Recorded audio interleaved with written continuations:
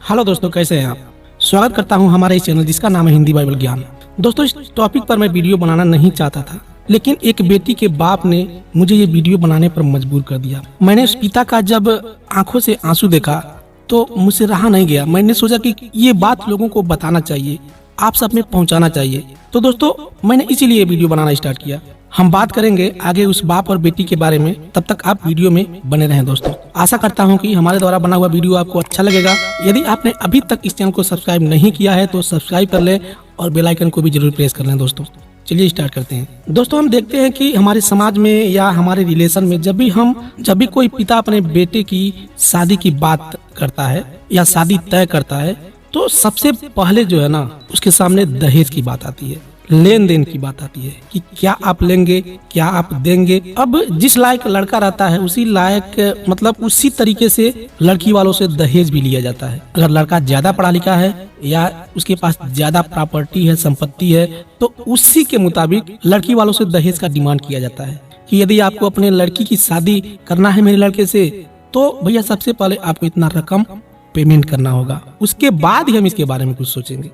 इस तरीके से ना लड़के वालों का फरमाइश होता है, लड़के का पिता दहेज के लिए डिमांड करता है। दोस्तों, मेरे घर के बगल में, मेरे पड़ोस में एक हमारे भाई लगते हैं, भाई भैया भैया हम कहते हैं उनको। वो बगल के गांव में अपने बेटी का शादी तय किए थे। तो उन लड़कों वालों का डिमांड था कि मुझको जो है ये गाड़ी मुझको चाहिए, और जब तक आप पेमेंट नहीं करेंगे तब तक हम शादी नहीं कर पाएंगे। अब इन्होंने किसी तरीके से हाथ जोड़ा, उनके सामने शादी हो गया, लेकिन इन्होंने वो गाड़ी नहीं दे पाए। वो बाइक उनका मांग था, वो बाइक नहीं दे पाए, लेकिन शादी तो हो गया। उसके बाद आप देखते होंगे कि शादी के 5 दिन बाद या 7 दिन बाद लड़की वाले जो होते हैं लड़के के घर जाते हैं, देखने के लिए कि मेरी लड़की कैसी है, अपने रिश्तेदार को लेकर या अपने परिवार वालों को लेकर, पड़ोस वालों को लेकर। लेकिन अब ये भैया तो अभी बाइक दिए नहीं थे, लेकिन इन्होंने कहा कि मैं दे दूंगा, आप घबराइए मत। अब इनके पास तो 2 डिसमिल जमीन भी नहीं है कि वो अपना जमीन ही बेच करके उनका डिमांड पूरा कर दें। अब लड़की वालों का प्रेशर बढ़ता ही जा रहा था कि कब देंगे आप। तो जब हम लोग वहाँ गए थे तो इनको बहुत बेइज्जत किया गया। अब हमको रहा नहीं गया, अब वो लगे रोने, उनकी आंखों से टप टप आंसू निकलने लगा। अब उनका देखकर मेरा भी दिल एकदम समझिए टूट गया था। मैं मन ही मन में सोचने लगा कि जिस व्यक्ति ने इस प्रथा को चलाया है, इस दहेज वाली प्रथा को चलाया है, अगर वो मुझे आज इस समय मिल जाता तो मैं उसको छोड़ता नहीं। अब वो भाई साहब, लड़की के पिता, वो उनको जो है फाइनेंस पर यानी लोन पर बाइक निकालना पड़ा, और उस लोन का कर्जा वो मजदूरी कर करके आज भी भर रहे हैं। बताइए, यही तो हमारे इस देश का नियम है, यही तो कानून है। लोग कहते हैं कि मैं हिंदुस्तानी हूँ, मुझे अपने देश से बहुत प्रेम है, मैं देशभक्त हूँ। ये देश हिंदुओं का देश है। आपको किस तरफ से नजर आ रहा है? आज हमारे इस देश में हर तरफ भ्रष्टाचार है, चोरी है, बेईमानी है, हर तरह की बुराई है, और आप देशभक्ति का ढोंग करते हैं। आप उन गरीबों के घर कभी गए हैं जिनका कोई सहारा नहीं है? अगर किसी गरीब के घर बेटी पैदा हो जाए तो वो आदमी जीवन भर 1-1 रुपए इकट्ठा कर करके लोगों की मजदूरी कर करके, धूप में चल के बहुत मुश्किल से उस धन को इकट्ठा करता है ताकि मेरी बेटी की शादी एक अच्छे परिवार में हो जाए। वह गरीब सोचता है कि जैसे मैं गरीब हूँ वैसे मेरी बेटी जिस घर में जाए वह सुखी रहे, जैसे मैं दुख उठा रहा हूँ वो उस दुख का सामना न करने पाए। उस पिता से आप दहेज की डिमांड करते हैं। अब आप बताइए दोस्त, जो व्यक्ति 10-10 रुपए इकट्ठा करके किसी तरीके से अपने परिवार का खर्च चला रहा है ताकि अपने बच्चों की शाम को 2 वक्त की रोटी हो जाए उसके लिए, वह व्यक्ति 10 लाख का आपको कार दहेज में कहां से देगा? आज इस दुनिया में गरीब की कोई सुनने वाला नहीं है। हर तरफ से गरीबों को दबाया जाता है, हर तरफ से गरीबों की ताड़ना की जाती है। फिर भी लोग कहते हैं कि भैया अगर तुम्हें अपनी बेटी की शादी करना है तो तुम्हें देना ही पड़ेगा, क्योंकि मैंने अपने बेटे को पढ़ाया है, लिखाया है, उसके ऊपर बहुत सारे खर्चे किए हैं, तो उसका पेमेंट तो तुम्हें करना ही पड़ेगा, तभी हम अपने बेटे की शादी तुमसे कर पाएंगे।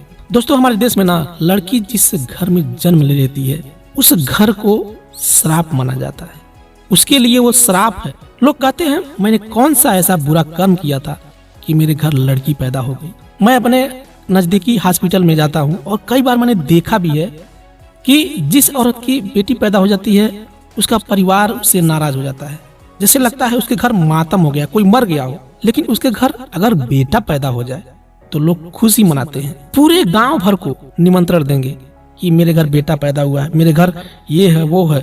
जैसे लगता है कि उनको कितना बड़ा खजाना मिल गया हो।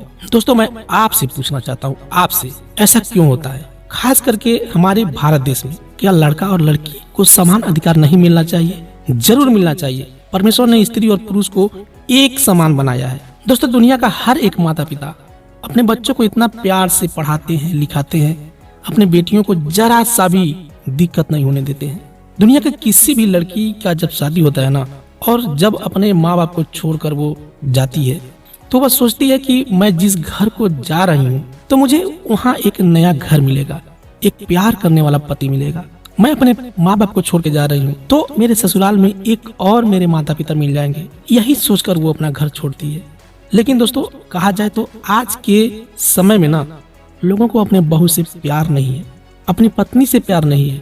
उनको तो केवल दहेज से प्यार है। Bike, car, TV, washing machine, इन सब से प्यार है।